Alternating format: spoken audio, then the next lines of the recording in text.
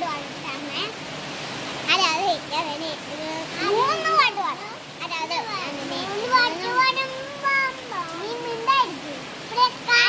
ഞാൻ തന്നെ ഒന്ന് എത്തുകൊണ്ടു എന്തെത്തല്ലേ എന്തായാലും മുട്ട കോഴി മുട്ട ഇത് കോഴിക്കാട് കഴിച്ചു ഇത് കാട് കുറ്റിക്കാണ്